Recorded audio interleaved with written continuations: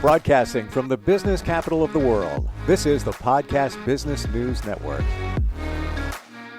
Welcome back, everybody. I want you to think about this for a minute. Negativity. Do you often find yourself going in a negative direction and you don't even know why you do it?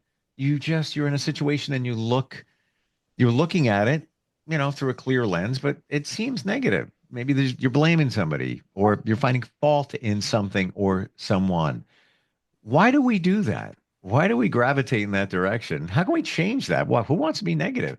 We're going to dig into that. She's a wonderful psychotherapist, works with everybody of all different ages and all different situations, and she's back with us.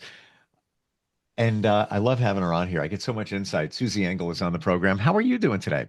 I'm great. Thank you, Steve. How are you? I'm good. I just paused for a second because I looked up at my screen here and I never realized this. You're a chef? Oh, yes. Didn't even know. We should talk about that. I'm a chef and a psychotherapist. Interesting. Actually, I needed a job when I was in college. I went to Barnard in New York City, in Manhattan, and I needed a job. And I don't know about you all, but I was brought up, be a doctor, be a lawyer, this, that, and the other. And I applied to law firms and I was just like, oh my God, they will kill me. They will, chew me up and spit me out. I had 2 interviews at law firms when I was a college student. And then I walked into a cafeteria that was in the basement of Teachers College in Manhattan. This is like the late 70s. And I had lunch. Everything was beautifully displayed. The food was phenomenal. It was an atrium. There were skylights. It was a children's school, but in the basement was their cafeteria. And the chef of Dina DeLuca ran a commissary out of it.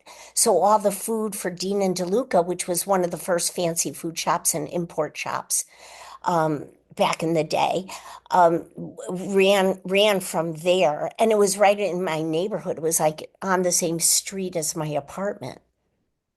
Wow. So after I enjoyed lunch and debriefed myself from these interviews with law firms, I went to the kitchen and I just said, I have no experience except cooking at home with my mother, my father, my grandmother. But I'd love to have a job and I need a job. I'm a college student. And they hired me. They said, come at 5 every morning, shovel ice and chop garlic. And so I did. And it turns out he was this master chef, the executive chef of Dina DeLuca. So that's a whole part of my life. I am a chef. I know somebody who used to be a mixer in clubs and bars and things like that as a disc jockey, and he is now known for many years in these parts as DJ Chef.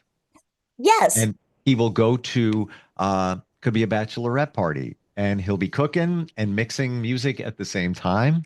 So fantastic. I love that. Integrating all these amazing strengths. Yeah. So I now make you a TheraChef. A TheraChef, that's really great. I have an Therapist and chef. Instagram. I have an Instagram, The Conscious Chef. Oh, But I like the TheraChef. the TheraChef. Yeah. So Nice. negativity is a big part of all of our lives. And yeah, we can get into, words like blame and faulting somebody and all of that. But I believe it just comes under the umbrella of just negative. Why do we often gravitate in that direction? Well, when people have challenges, struggles, day to day, what you and I have established are stressors in life. I'm not expecting people to have this rose-colored lens, Pollyanna type outlook at everything. But I do, when you mention the words blame and fault, I have a huge problem with that, because if that's somebody's go-to when there is a problem of the day or a problem of the week or a speed bump in their day, I just find it very um, misdirected rather than saying, how am I going to cope with this in a productive way? So now we might get positive and negative, but I don't like all that binary stuff sometimes, but that's just me. But how am I going to cope with this? Or is my adaptation in life going to deflect this and say, I'm not going to cope with it because I'm going to look outside of myself and say, whose fault is it? Who's to blame?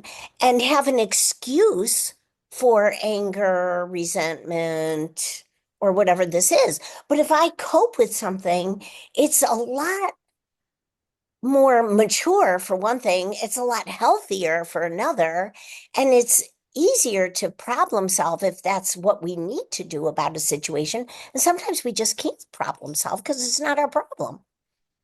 Well, oh, that's a whole other Yeah. situation where you can't control what you can't control, so you have to let that Beautiful. go. And Yeah. many of us don't, but you need to. You need to look at it that way. And as dire as things can become, you always have a choice. You always do of how you react to it.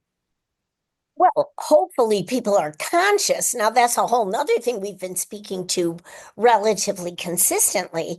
If Hmm. people are going through life like zombies and mindless about these things, they're not going to be conscious and they're going to think their choice is to blame and find fault with everybody outside of themselves rather than I'm going to cope with this like a mature, healthy person, whether I'm a 9-year-old or whether I'm a 19-year-old or whether I'm a 69-year-old, right? Right. Yeah, absolutely. And do you feel, let's be honest, we're all negative. We're all negative at some point. Some more often than others, but situations may present where you look at it in a negative way. Yes, sometimes Sometimes, right. that's Uh, fine.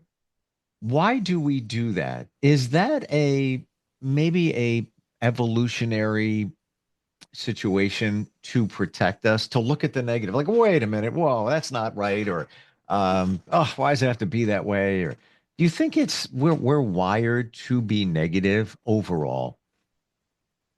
Oh, no, I don't think so. I think that if we look at the interdisciplinary scholars like Alan Shore and Dan Siegel, and oh my gosh, there's so many more, but like there's a core handful. We were just talking about the Yankees, the core four. There's probably like a core five because my son always says one of the Yankees was left out of the core four. So it's really core five. Mm. But, if we look at these interdisciplinary scholars who study research and then integrate all these interdisciplines, such as biology, neurobiology, psychology, so anthropology, you're saying evolution. When we look at this, we are programmed with a blueprint. It's in our DNA to flourish, to grow, to expand our lives. It isn't until environmental issues start chiseling away Mm. at that blueprint or at that self-worth or at that hope and verve or motivation for life. And there are great books, Blink, Drive, really great books that have been on the New York Times bestsellers list that speak to this. And, negativity, if we look at something, are we saying it's negative if we are critical? Are we saying it's negative if we are analytical? Like, I don't view that as negativity. I don't If, either. if everything is going to be like, I want to be a chef, and everybody says, oh, don't bother. That's negativity. And that's their problem, not my problem. You know, Agreed. if I've apprenticed with the master chef and I know nobody cooks or bakes or works a kitchen the way I do, I am going to have a determination for myself. If the people around me say it's not, the numbers don't add up or it's the most risk adverse business, don't do it. That's their fear, not mine. So there's a difference between negativity, which I think is a illness, and critical thinking, which I think is intellectually superior. You know, I don't think that people are taught to think critically and analytically the way maybe the school systems really focused on that decades ago. Oh, I gotcha. And I agree that if you're critically looking at something, you're just analyzing it not for the negativity, but there could be things that don't add up. And, you know, I don't want to call it negative, but it's not Not jiving. negative. It's legit. It's Right. something that needs to be improved. How is that negative? That's actually a great thing to be critical. Sure, It's a sure. great thing. We used to use the word be discriminating, not discriminating as in racism, but be discriminating in how you assess.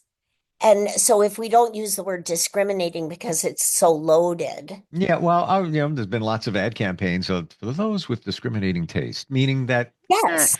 I'm going to raise the bar a little bit. I'm not going to eat that or Yes. whatever it might be. But that's like, so now if we say I'm a critical thinker, I'm an analytical thinker, I'm assessing, we should be constantly assessing. And even little kids, they should be assessing their experiences and their friendships and wondering what is my place in the friendship? Do I like this person or am I clawing for their approval? I mean, that's just off. But they're learning that. They're learning that somehow. That's not in our blueprint. So let's go to those two I words. mean, being sociable is in our blueprint. Right. Fault and blame. A lot of Yes, times we'll yes. blame somebody else for something. Same thing with fault, rides along the same line, not the fault line, but around the same line. Um, why do we do that? Why do we project away? Yeah, and I think that you're just saying it in the same question is why do we do that? Why if, the holidays, this holiday weekend, if there were big family events that occurred because it's Easter weekend, for example, did families function the way some families do? And most families have something. So why did one person in the family say, you know, you're a trigger? You're to blame when Mm, nobody is a trigger. If I am triggered, it's my responsibility to cope. But I can't go around the world saying it's your fault. You triggered me. Because what do people know? Like, what if I smile and say good morning to somebody? And that triggers somebody. right. That's what am Right. I going to do? Go through life Never like saying hi to anybody. Yeah. because that could trigger somebody. I mean, it's just upside down. So what it does is it detracts from looking at ourselves and being accountable for what we can be accountable for that which we can be accountable, or it is a like an interference, almost like a sport. Like I'm gonna try to intercept this throw and completely get everybody off track. That way they won't say to me, "Oh, you're the person who should have been or could have been responsible for this or accountable for this." Well, yeah, we're in a situation where somebody is blaming somebody else. It's them. They what they did. Look at what they did. Oh my gosh. Yeah. Is it okay to look at it that way, or do we need to? Let's say it was a relationship and somebody did something, and maybe they continued to, and whatever they did wasn't really nice at all. Should we also be putting the blame on ourselves? Well, if if it's our personal relationship, we have to look at this is how I word it here at the office. I say, what might your contribution be in this situation? Whatever that is. It might be I was, um, a very good, loving, supportive partner in this relationship. It also might be I colluded, I enabled, I shut down around some of this stuff. Hmm. Or it could be I spoke up, I cleaned up as I went along, I communicated all this stuff, but there was to no avail. There was no response. Well, if we're talking about me and my relationship, why did I stay so long? If I am contributing to the best of my ability and there is no action or response or evolution or growth, Yep. I also am responsible for hanging in there. Right. Right. It could have So been, yeah. I, I mean, I would never say, the words would never leave my lips like it's his fault or it's that person's fault or they're to blame. I just can't stand it. I feel like the world would be a better place if we deleted those words and said, how did that person contribute with their unhealthy neurosystem or healthy neurosystem? And Mhm. how did this person contribute with their healthy or unhealthy neurosystem? I'd much rather look at it that way. And if it doesn't work, it doesn't work. I'm fine with that. Move forward. Uh, That's why pencils have erasers. You can it's erase the mistake and move forward. it's a relationship. And what is a relationship? It's are Back and you forth, back right? and forth. Is it fair enough to say then we're not going to put, blame there?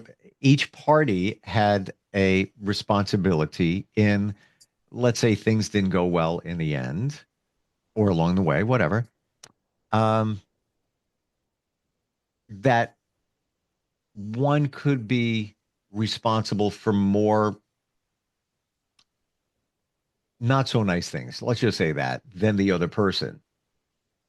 Well, then that's fine. Then that should be a very short-lived when that part of that person's personality surfaces. Maybe that isn't obvious at the start of a relationship, but it does surface at some point.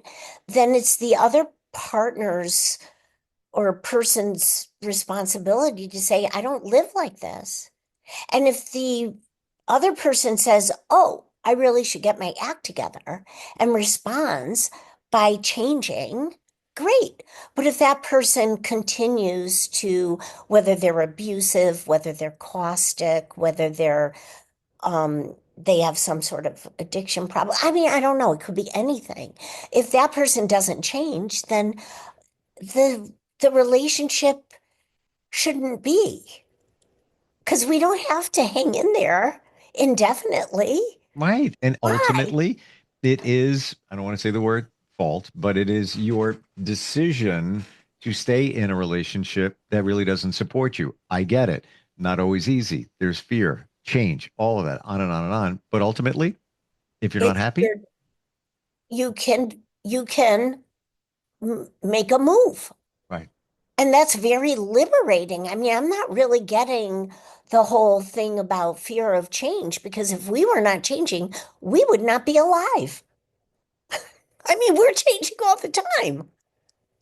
Everything around us is changing all the time. So whoever coined that or made that, I mean, it was probably some self-help author of some self-help book who said, oh, everybody's afraid of the fear of change. And let me tell you why. And then people stop thinking for themselves and believe whatever that is. I mean, it's just, to me, almost Uh, absurd.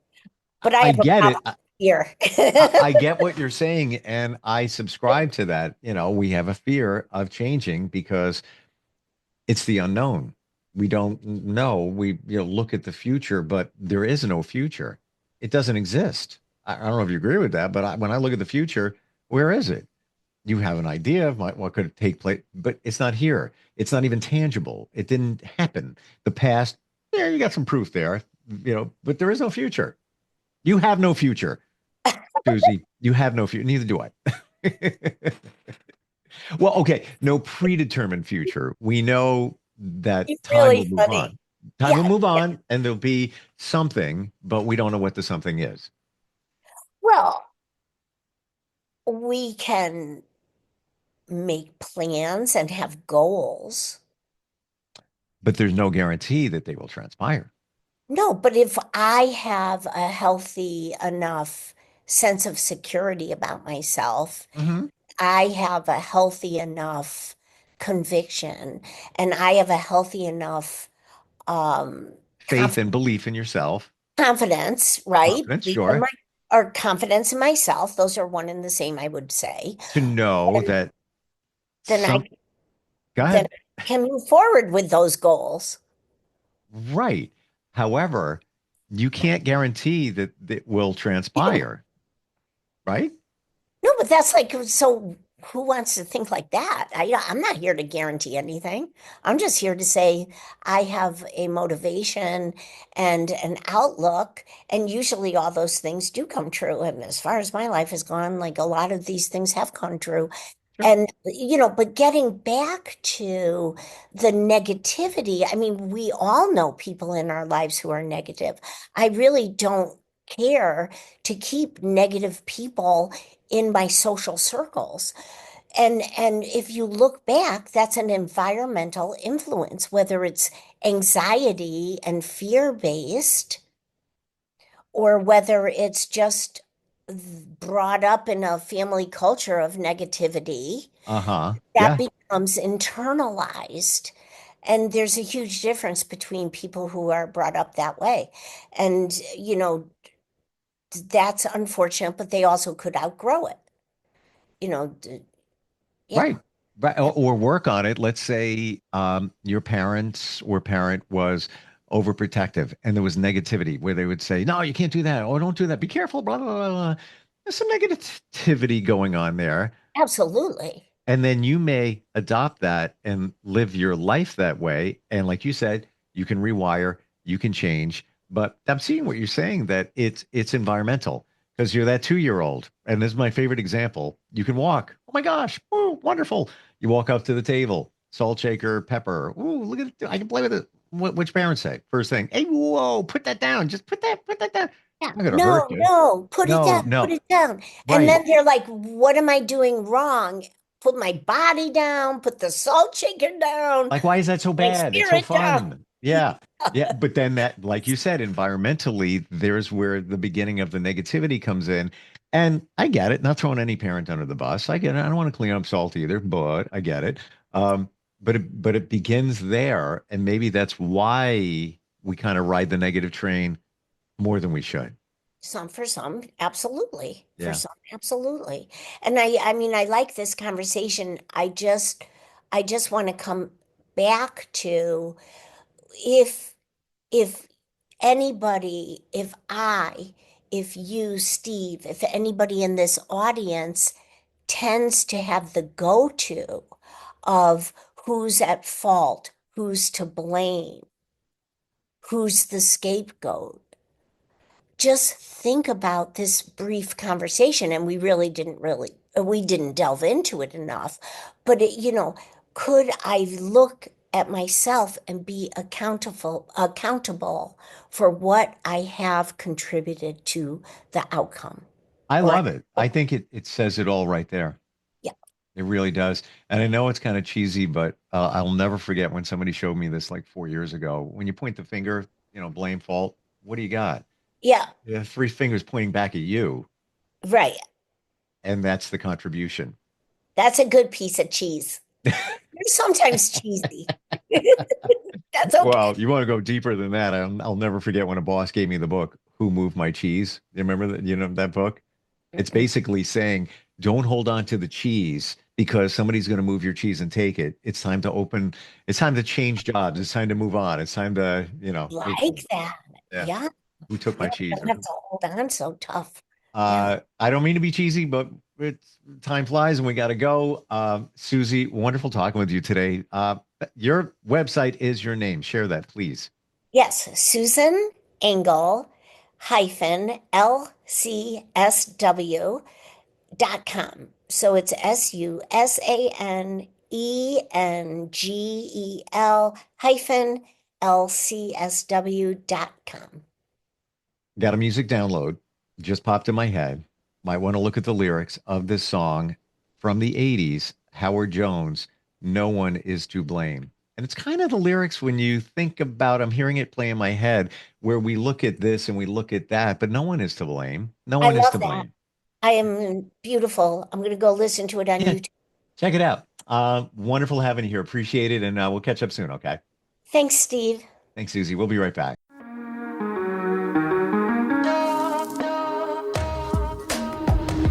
Broadcasting from the business capital of the world, this is the Podcast Business News Network.